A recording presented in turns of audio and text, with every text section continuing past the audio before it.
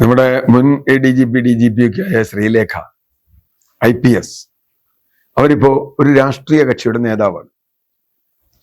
ഒരാൾ രാഷ്ട്രീയ കക്ഷിയുടെ നേതാവുമ്പോൾ ഏത് കക്ഷിയുടെ ആണെങ്കിലും പോലീസിനെതിരെ മുദ്രാവാക്യം വിളിക്കും. ബോഡാബുല്ലെ പോലീസ്, പാടാബുല്ലെ പോലീസ് എന്നൊക്കെ വിളിക്കും.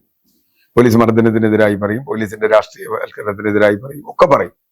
സ്വാഭാവികമാണ്. ഏത് രാഷ്ട്രീയ നേതാവും നമ്മളൊക്കെ അനുഭവിച്ചിട്ടുണ്ട്, കണ്ടിട്ടുണ്ട്, എല്ലാ പാർട്ടിയുടെ ആളുകളെ കണ്ടിട്ടുണ്ട്. പക്ഷെ അത് ശ്രീലേഖയാവുമ്പോൾ അതിലുള്ള വ്യത്യാസങ്ങൾ വളരെ വലുതാണ്. എന്താണ് ശ്രീലേഖ പറഞ്ഞത്? അവര് രാഷ്ട്രീയ നേതാവായി മാറിക്കഴിഞ്ഞപ്പോൾ അവർ പോലീസുകാരിയായിരുന്നു, IPS കാരിയായിരുന്നു എന്ന കാര്യം അവരങ്ങനെ തന്നെ മറന്നുപോവാണ്. പൊതുവെ അവരെ സംബന്ധിച്ചിടത്തോളം അവരുടെ നിലപാടുകളെ കുറിച്ചൊക്കെ ഒരുപാട് അഭിപ്രായ വ്യത്യാസങ്ങൾ ആളുകളുണ്ട്. ഇപ്പോൾ ഉദാഹരണത്തിന് ലവ് ജിഹാദ് എന്ന് ഇപ്പൊ അവർ പറയുന്നു. അവര് സർവീസിൽ എത്ര കൊല്ലം ഇരുന്നു? 30 കൊല്ലത്തോളം ഇരുന്നുണ്ടെന്നാണ് എൻ്റെ ഓർമ്മ. അങ്ങനെയാണെങ്കിൽ ഒരു FIR ലവ് ജിഹാദിന്റെ പേരിൽ അവർ ഇട്ടിട്ടുണ്ടോ? ഒരു FIR കേരളത്തിൽ ഇട്ടിട്ടില്ലല്ലോ. ഒരു FIR അവർ പോലീസിൽ DGP വരെയായി ഉയർന്ന ഘട്ടത്തിൽ ഇടാത്ത ഒരു കേസിൽ കേരളത്തിൽ മുഴുവൻ ലവ് ജിഹാദാണ് എന്ന് പ്രസംഗിക്കണമെങ്കിൽ അപാരമായ തൊലിക്കെട്ടി വേണം, അപാരമായ തൊലിക്കെട്ടി. കാരണം അങ്ങനെ വേണ്ടേ? കേരളത്തിൽ നടന്നിട്ടുണ്ടെങ്കിൽ അതിനൊക്കെ കേസ് വേണ്ടേ, പരാതി വേണ്ടേ? എവിടെ ഉണ്ടായി?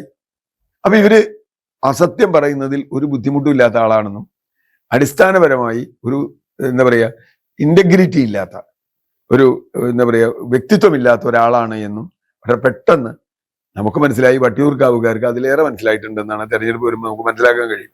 കാരണം ഇവർക്കെതിരെ കേസെടുക്കും.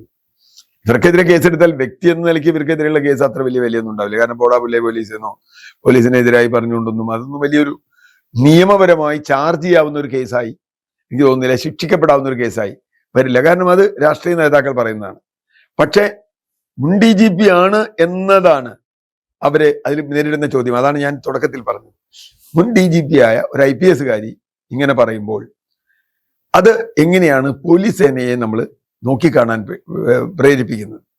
ഇങ്ങനെ സർവീസിൽ നിന്ന് റിട്ടയർ ചെയ്ത് കഴിഞ്ഞാൽ ഉടനെ പോലീസൊക്കെ മോശമാണ് എന്ന് പറയാൻ തുടങ്ങിയാൽ പഴയ പട്ടാളക്കാരുണ്ടല്ലോ ആത്മഹത്യ എഴുതും. പട്ടാളക്കാരും പഴയ പോലീസുകാരും ആത്മഹത്യ എഴുതും. എന്നിട്ട് എൻ്റെ കാലത്ത് ഞാനൊക്കെ വളരെ സത്യസന്ധനും ഗംഭീരനും ഒക്കെ ആയിരുന്നു. കൂടെ വർക്ക് ചെയ്തിരുന്നവർക്ക് അറിയാൻ പണി എന്താ. അപ്പൊ അതുകൊണ്ട് ഇപ്പോ റവത ചന്ദ്രശേഖർ നമ്മുടെ DGP ലോ ആൻഡ് ഓർഡർ, അദ്ദേഹം ഇവർക്കെതിരെ പറഞ്ഞിരിക്കുന്നു. സ്വാഭാവികമായും പറയുമല്ലോ. സ്വാഭാവികമായും അദ്ദേഹം ഒരു FIR ഇട്ട് ശിക്ഷ കൊടുത്താൽ കേസ് ചാർജ് ചെയ്താൽ ഇവർക്കെതിരെ പറയും. പക്ഷെ അതുകൊണ്ട് എന്താ അർത്ഥം? നാളെ റവത ചന്ദ്രശേഖർ എന്ത് പറയുന്നത് നമുക്കറിയില്ല. അദ്ദേഹം റിട്ടയർ ചെയ്ത് വന്നു കഴിഞ്ഞാൽ ഏത് പാർട്ടിയിലാണ് ചേരാൻ പോണെന്ന് എനിക്കറിയില്ല. മിക്കവാറും BJP-യിൽ തന്നെയാവും.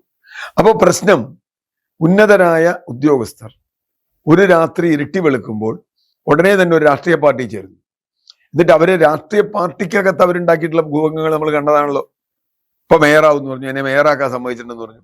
അവസാനം മേയറാവാതിരുന്നപ്പോൾ പ്രധാനമന്ത്രിയോട് വരെ പിണങ്ങി മൂലയ്ക്ക് പോയി നിൽക്കുക, ഇടയ്ക്ക് വൈകി വരിക, സീറ്റ് കിട്ടിയില്ല എന്ന് പറഞ്ഞ് ബഹളം ഉണ്ടാക്കുക. ഇതൊക്കെ വലിയ തോതിലുള്ള പ്രതിസന്ധികൾ ഓരോ രാഷ്ട്രീയ പാർട്ടിയിലും ഉണ്ടാക്കും. ശ്രീലേഖ ഇതിന് BJP-ക്ക് ഒരു ബാധ്യതയാവാനാണ് സാധ്യത.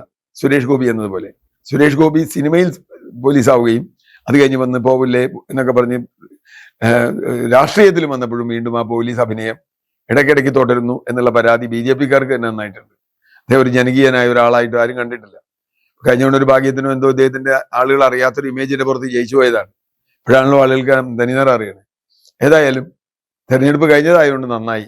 അല്ലെങ്കിൽ ചിലപ്പോൾ വട്ടിയൂർക്കാവിൽ ശ്രീലേഖയ്ക്ക് കെട്ടിവെച്ച ഭാഷ പോലും കിട്ടാത്ത അവസ്ഥ ഉണ്ടാകുമായിരുന്നു. കാരണം ഇതൊക്കെ കാണുന്ന ആളാണല്ലോ ജനം. ഇവര് DGP ആണ്, കേമത്തിയാണ് എന്നൊക്കെ പറഞ്ഞ് കുറെ ആളുകളെങ്കിലും IPS കാരി വരട്ടെ, രാഷ്ട്രീയത്തിൽ വിദ്യാഭ്യാസം ഉണ്ട് എന്നൊക്കെ പറഞ്ഞ് വരട്ടെ എന്ന് വിചാരിച്ചവരുണ്ടെങ്കിൽ അവരും കൂടി ഇപ്പൊ നിലപാട് മാറ്റിയിട്ടുണ്ടാവും.